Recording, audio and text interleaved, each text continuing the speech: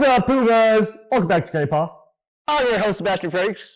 And I'm your host, Aries Ramos Garcia. Stand for the Pledge of Allegiance. Good morning, I'm Cadet Master Chief Salma Trevino, and I will be leading you through the Pledge of Allegiance.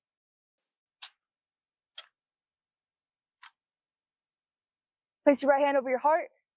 Ready? Begin.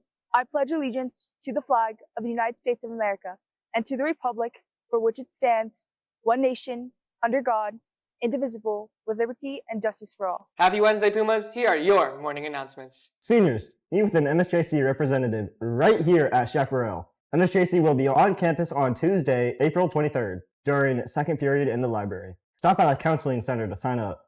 Will you be riding a gondola in Italy or seeing the Mona Lisa in Paris?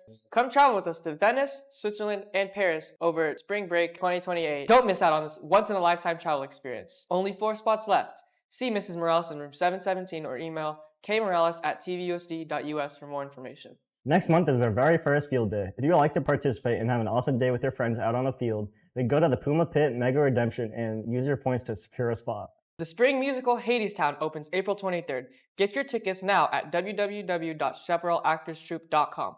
This is reserved seating, so get your tickets now. Only 6 performances April 23rd through May 2nd. That's all for our regular announcements. Now over to sports.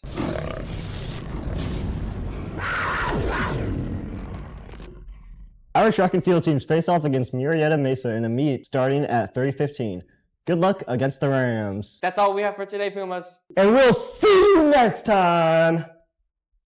Now let me do that. Hello, we start in Australia because in a few hours' time, the social media ban for children under the age of 16 will come into effect. Australia's social media ban. Australia's world first social media ban. For a social media ban. Is under the age of 16. On December 1st, 2025, major social media platforms in Australia were required to ban accounts for users under the age of 16. The ban was issued by the Australian government in hopes of reducing the negative effects that have been statistically linked to an increase in teenage depression and a spike in teenage mental illnesses. Despite the fact that the new policy is an effort to reduce the negative impacts of social media, kids are outraged and in fear of being disconnected from the world. But can kids be blind to the detrimental effects of their social media usage? Social media's had a negative impact on me and how it's made me compare myself to others, whether that be in how I look or how I do something. Kids and teens are easily illusioned by the apparent availability of social connection and entertainment on social media platforms. These same platforms have caught on to this and have crafted the perfect formula to exploit the young mind. More distracting and brain-numbing content for the young mobile brain to consume. Social media use is also linked to increased amount of anxiety. I think when I was a kid, we didn't have to live up to the same social standards that kids feel they have to today. I think this is because of social media. PrimaceET.al conducted a survey of 1,787 U.S. adults of ages 19 through 32. Participants who spent less time on their phones and limited their social media usage were proven to experience anxiety on a much smaller scale than those that overused it, despite claiming that they consumed a normal amount of it. One Norwegian study conducted by the National Library of Medicine says that individuals ranging from the ages 16 to 88 years of age frequently associated social media with anxiety.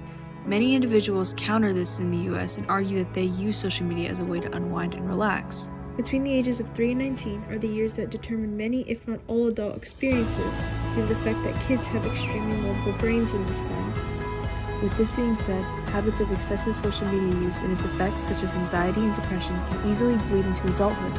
The immature and sometimes naive brains of kids are highly impressionable in the fact that they can't always tell real from fake, often leading to comparison of themselves and the figures they see on social media. A study conducted by the National Library of Medicine concluded that 42% of 350 students had developed an eating disorder, and 41% of those kids had social media addictions. Kids are extremely subjective to the epidemic of low self-esteem in recent generations.